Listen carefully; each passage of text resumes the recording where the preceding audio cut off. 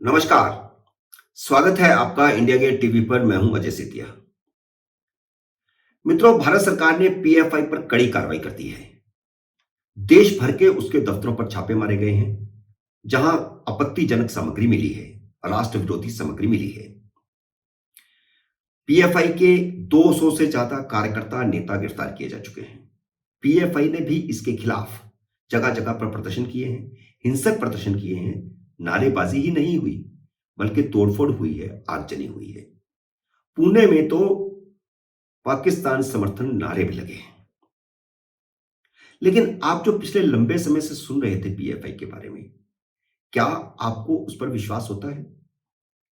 ये जो खबर चल रही थी कि पीएफआई की प्लानिंग 2047 तक भारत को इस्लामिक देश बनाने की थी, और भारत में इस्लामिक देश बनाने से पहले वे भारत के मौजूदा सेकुलर संविधान को तहस नहस कर देना चाहते थे, और उनके रास्ते में जो भी आए उसको खत्म कर देना चाहते थे।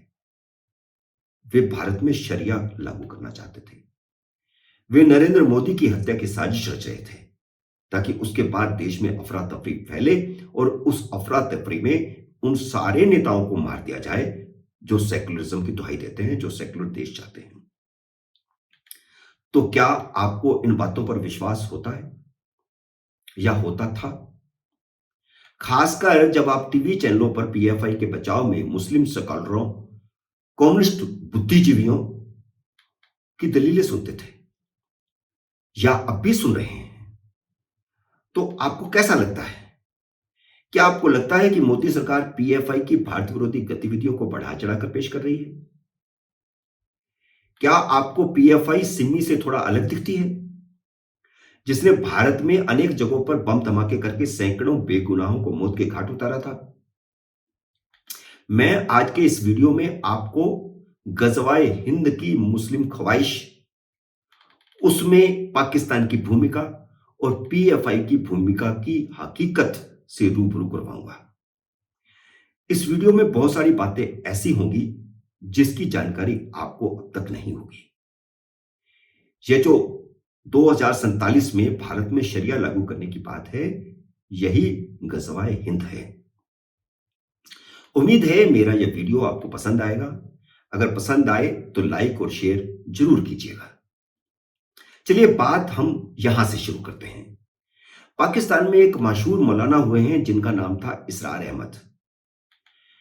वह मौलाना मदूदी के शागिर्द थे, जो कि बाद में उनकी जमायते इस्लामी से अलग हो गए और अपना अलग संगठन बनाया, तंजीमे इस्लाम।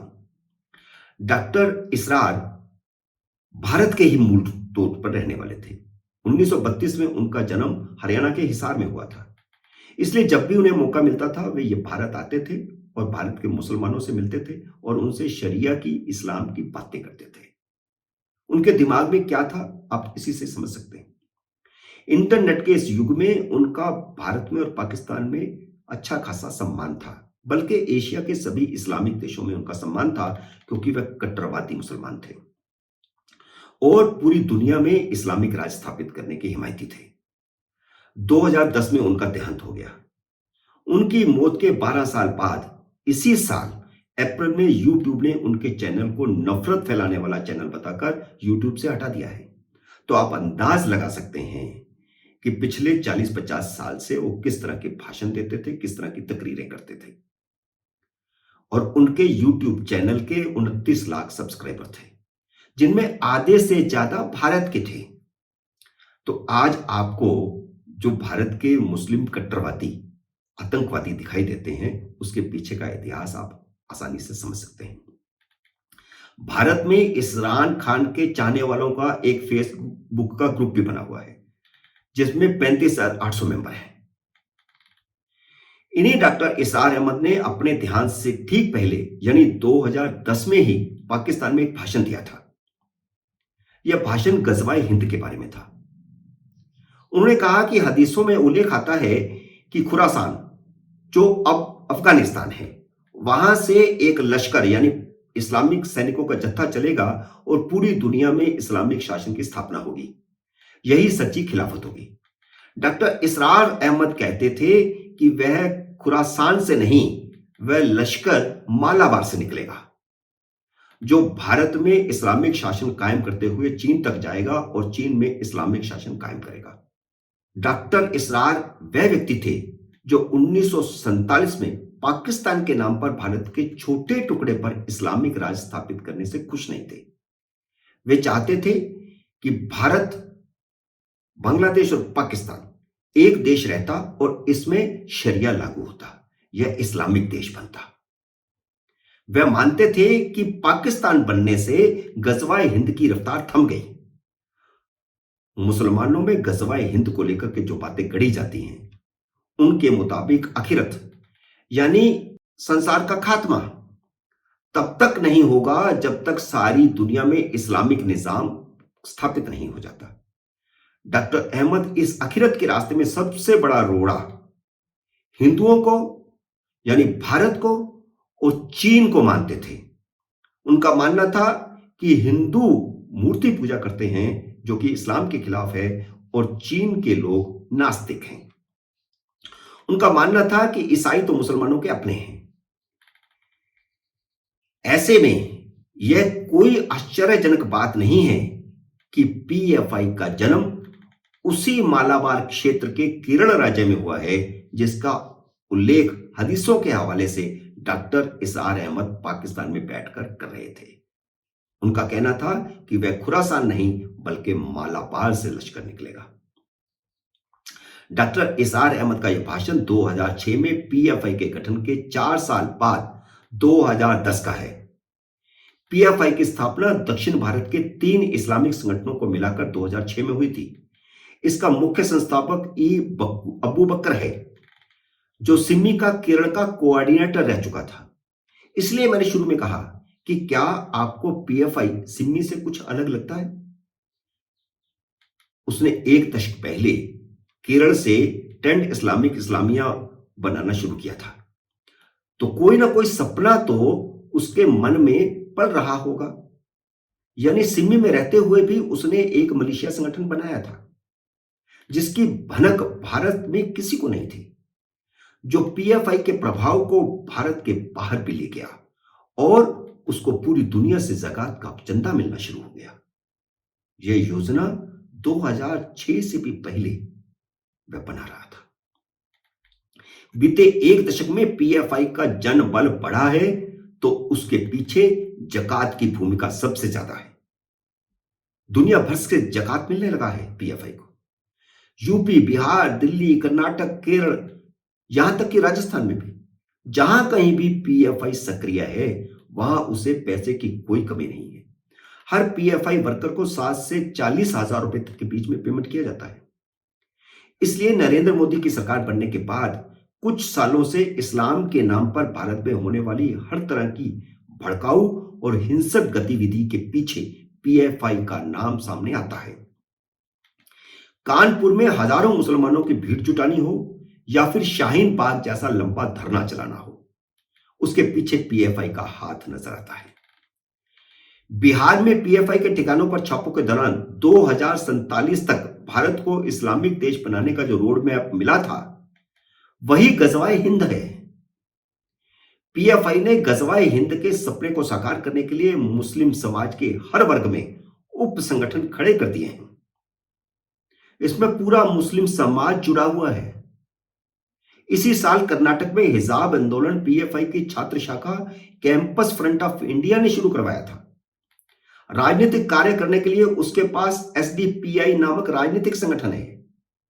इस राजनीतिक संगठन का बाकायदा राजनीतिक पार्टी के रूप में चुनाव आयोग में रजिस्ट्रेशन हुआ है। उसके नाम पे जो आगे एसडी आया है उसका मतलब है सोशल और डेमोक्रेटिक। शब्द तो सोशल और डेमोक्रेटिक जोड़ा है लेकिन उसका संचालन पीएफआई के हाथों में है। इसके पीछे उसकी नीति, कार्यक्रम, सब कुछ पीएफआई तय करता है, जो होकर भी कहीं दिखता नहीं है। पीएफआई की गतिविधियां भारत की राष्ट्रीय एकता, अखंडता और सुरक्षा के लिए खतरा बन गई हैं। पिछले साल हिंदू विरोधी हिंसक घटनाओं के पीछे पीएफआई का हाथ सामने आ रहा था। इस साल के शुरू में हिंदू त्योहारों पर निकलने वाली शोभा यात्राओं पर हुए हमलों के पीछे भी पीएफआई का हाथ होने की सबूत थी।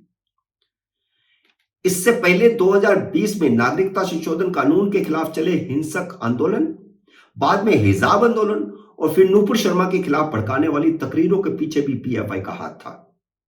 मस्जिदों में और सड़कों पर सर तन से जुदा के नारे लगाती भीड़ के पीछे पीएफआई का दिमाग और हाथ था। केरल में अनेक हत्याओं के पीछे पीएफआई का हाथ सामने आ चुका है। पीएफआई के कई कार्यकर्ता गिरफ्तार किए जा चुके हैं हत्या के आरोप में, लेकिन कई राज्यों से मांग उठने के बावजूद मोदी सरकार पीएफआई को बैन नहीं कर रही थी।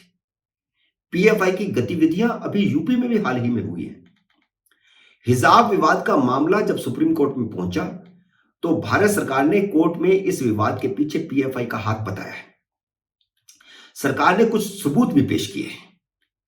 सुनवाई के दौरान 21 सितंबर को सुप्रीम कोर्ट ने सरकार से कहा था कि वह पीएफआई के खिलाफ और सबूत लाए। भारत सरकार पहले से ही इन सबूतों को इकट्ठा करने की कार्रवाई कर रही थी और इसीलिए नरेंद्र मोदी, अमित शाह और अजीत डोभाल ने बैठ करके ऑपरेशन करने का फैसला किया और सुप्रीम कोर्ट की इस टिप्पणी के अगले दिन ही 22 सितंबर की रात को ईडी और एनआईए ने देश भर में पीएफआई के ठिकानों पर छापे मारे।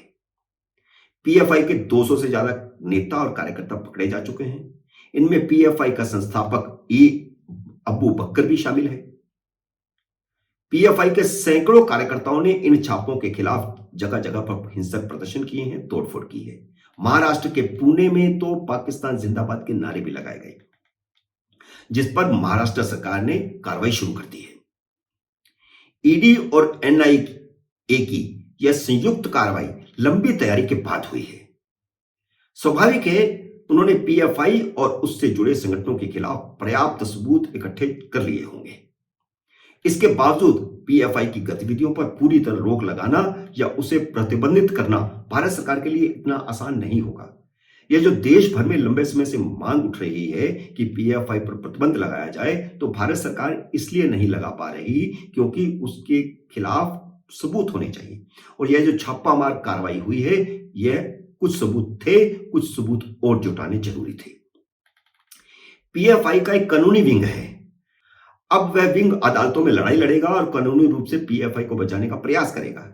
लेकिन पीएफआई पर कार्रवाई करने के लिए ईडी को शामिल करके सरकार ने भी ठीक वैसी ही योजना बनाई है जैसी कश्मीर में अलगाववादियों को खत्म करने के लिए बनाई थी।